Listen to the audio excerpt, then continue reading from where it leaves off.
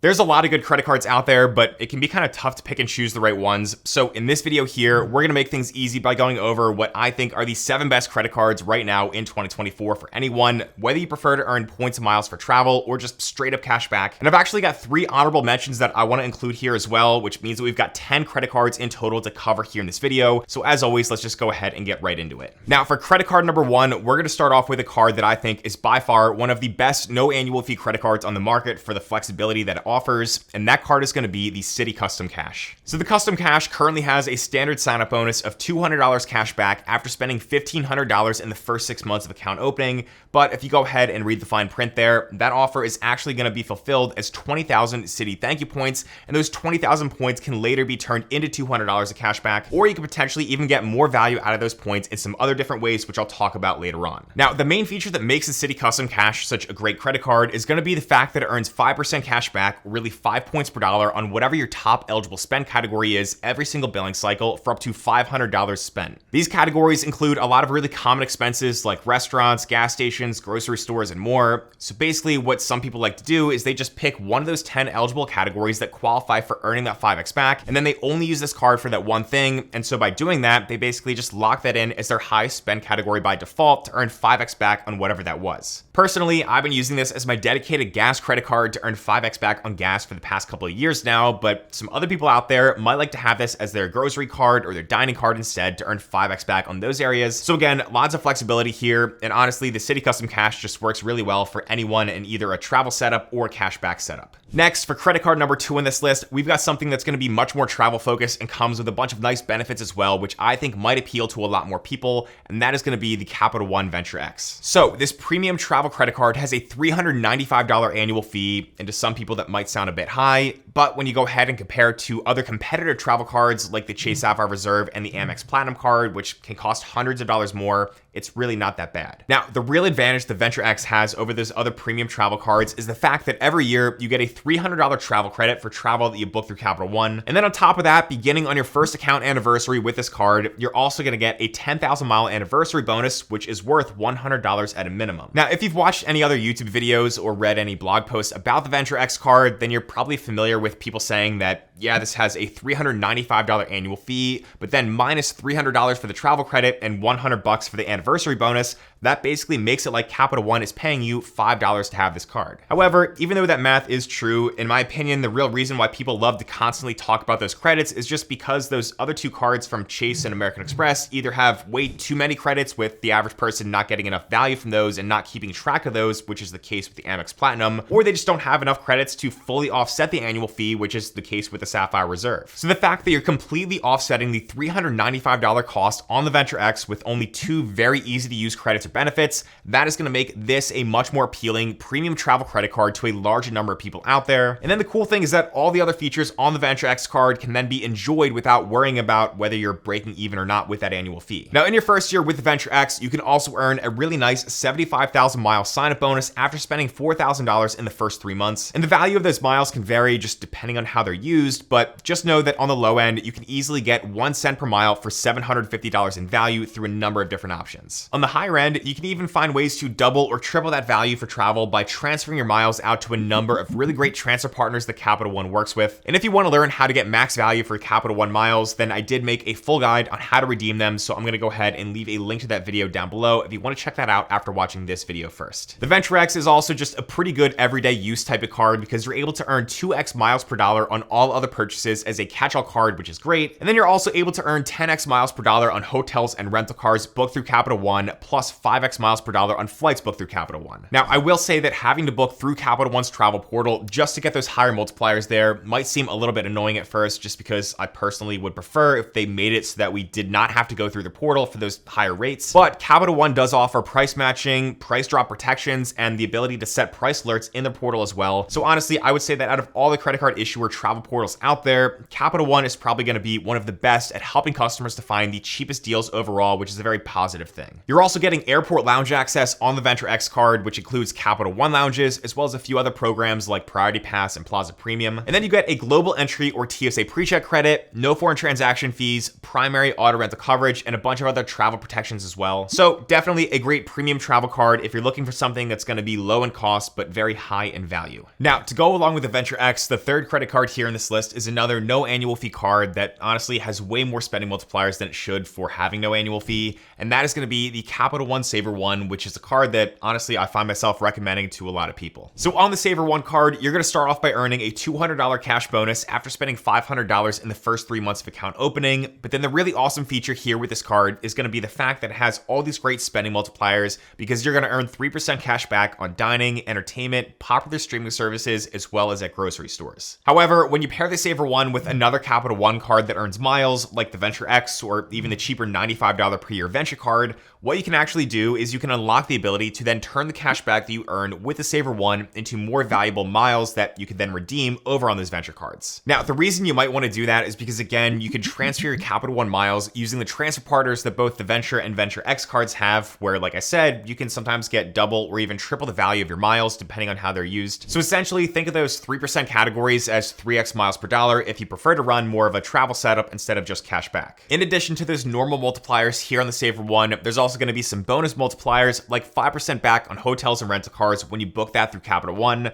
Plus, for a limited time through November 14th, 2024, you can also earn 10% back on Uber rides and Uber Eats as well. The Capital One Saver One also has no foreign transaction fees as a nice added benefit that's honestly pretty rare to come by for a no annual fee card. So again, a lot of stuff to love here about the Saver One and very little to dislike in my opinion. So if you want to learn more about this card or some of the other credit cards that we're talking about here in this video, then feel free to go ahead and check out the links that we'll have down below in the description if you want to learn more. Just always make sure the offers with those links are competitive because I want you guys to get the best deals, but those links are going to be the best way to support the free content here on this channel, so thank you to anyone who uses them. All right, now let's move on to credit card number 4 here on this list of the best credit cards in 2024, and for this one, we're actually going to jump back over to Citi for a minute to a card that just recently got an update, but I think it's still pretty underrated, and that is going to be the Citi Strata Premier. So the Strata Premier is the new rebrand of the previous Citi Premier card, and with the rebrand, they decided to go ahead and launch a limited time offer that may or may not still be going on by the time you see this, but that offer is for 75,000 Citi thank you points after spending $4,000 within the first 3 months of account opening. Now that's a great deal that I personally took advantage of, but even if the offer goes down to maybe 60,000 points at some time in the near future or something like that, then that's still going to be pretty good value as well, considering that the Strata Premier has an annual fee of only $95 per year. But on top of that, the spending multipliers here with this card, I think are some of the very best out of any credit cards out there on the market. So you're going to be able to earn 3x points per dollar on air travel, hotels, restaurants, supermarkets, gas stations, and now EV charging as well with the Citi Strata Premier. And then there's also a new category here where you can earn 10x points per dollar on hotels, car rentals, and attractions booked through cititravel.com. Every year, you can also get $100 off a hotel stay of $500 or more, excluding taxes and fees if you book through cititravel.com. But I will say that when I was just checking prices in Citi's portal, it's not nearly as good as Capital One's portal because I was finding some slightly higher prices through Citi. So this $100 credit here is good potential value in theory, but in reality, your mileage may vary, and this credit probably is not always going to be worth the full $100. The Strata Premier is also earning the same exact Citi thank you points that the Custom Cash earns, like I mentioned earlier. So if you have both these cards, then what you can do is actually combine the points you earn and then take advantage of all the transfer partners that can be found on the Strata Premier, which can allow you to get better redemption values for travel over here as well. There's also no foreign transaction fees here, and with the whole rebrand that Citi recently did, what they decided to do is bring back some travel protection benefits like trip delay protection, trip cancellation and interruption coverage, as well as some other things. So for all this card offers, especially with those 3x multipliers and the sign-up bonus, I think more and more people are going to be looking at the Citi Strata Premier in 2024. Now for the first honorable mention here, I figured that I would throw in a credit card that's also very well known for its 3% back categories, and that is going to be the Amex Blue Cash Everyday. This card from American Express has no annual fee and it earns 3% back on groceries from US supermarkets, 3% back on US online retail purchases, and then 3% back on gas at US gas stations. But the two limitations here that make this card only an honorable mention are going to be that number one, this is only a cashback credit card,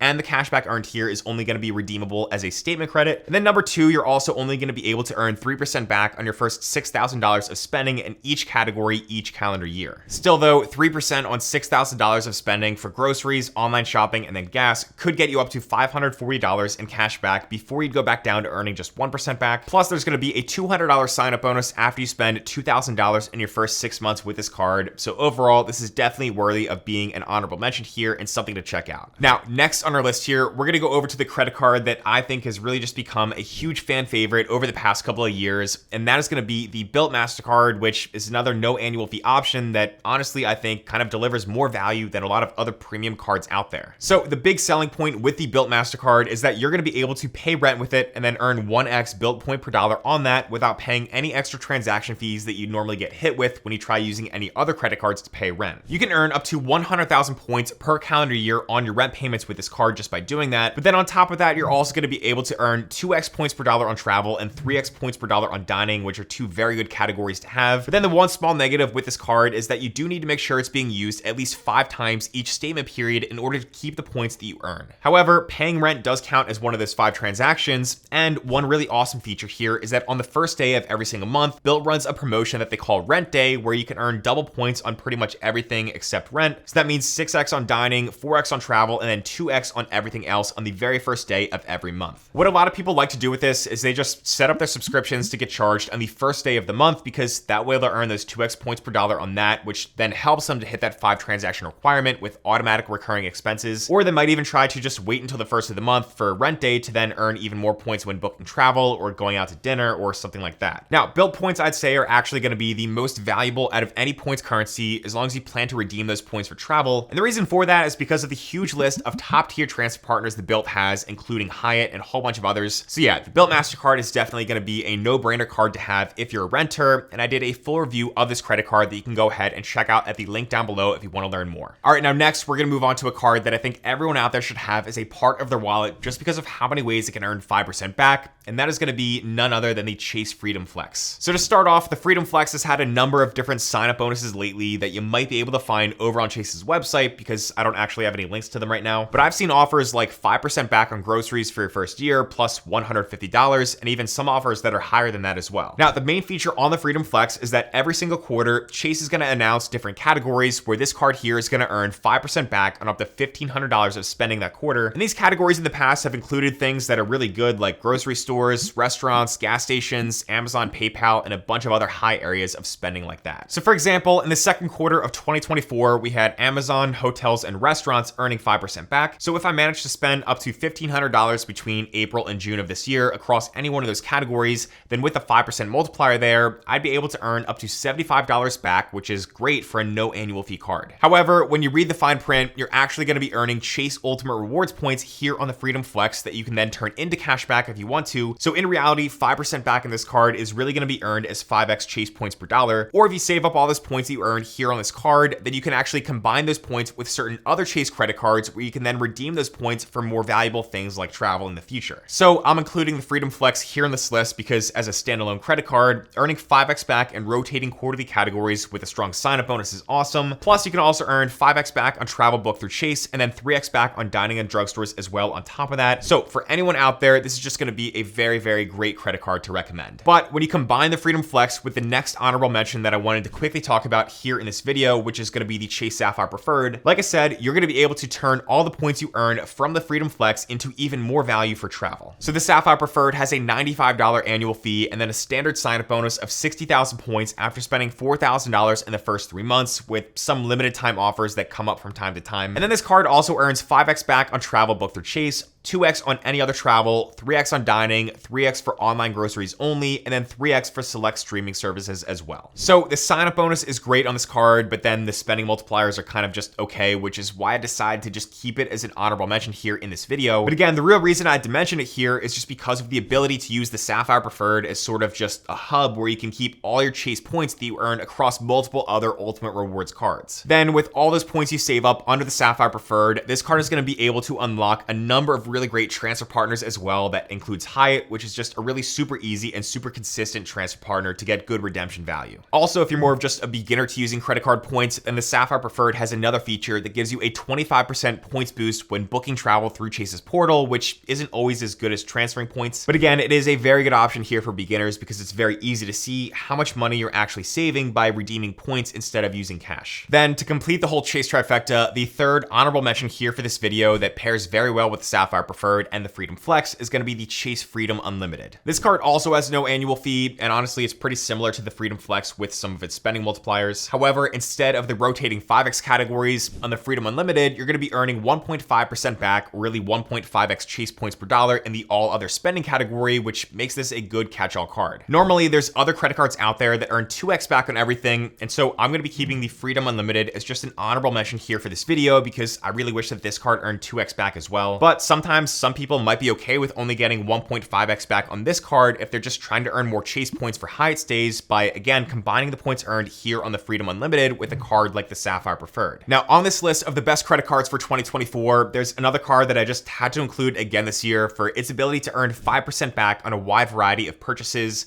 So that is going to be the Chase Amazon Prime Visa. Now, this is a cashback focused card earning 5% back on Amazon, Amazon Fresh, Whole Foods, and Chase travel purchases. And even though it's not earning Chase points like those other cards that I just talked about in the whole Chase trifecta, 5% is still 5%, which is really tough to beat no matter what team you're on in the whole credit card game with cashback versus travel. The Amazon Prime Visa also earns 2% back at gas stations, restaurants, and on local transit. Plus, there's no annual fee and even no foreign transaction fees as well. And then you also get a $100 Amazon gift card right when you get approved. You do have to be an Amazon Prime customer to get this version of the card that earns 5% back, but millions of us, including myself, are already gladly paying for that because of all the fast shipping times and just the overall convenience that Amazon has. So whether you like the fact that Amazon is just taking over the world or not, you might as well cash in with this credit card while they're at it. Now, just be careful because even though we covered a lot of really great credit cards here in this video, you really don't want to have too many credit cards or even too few cards in your wallet. So if you've ever been curious about how many credit cards you should actually have, then definitely go ahead and check out this video over here on the screen next. But let me know, did I miss any credit cards here in this list of the best credit cards? And if I did, what credit cards would you include? Let everyone know down in the comments below. But as always, thank you so much for watching, and I'll see you in the next one.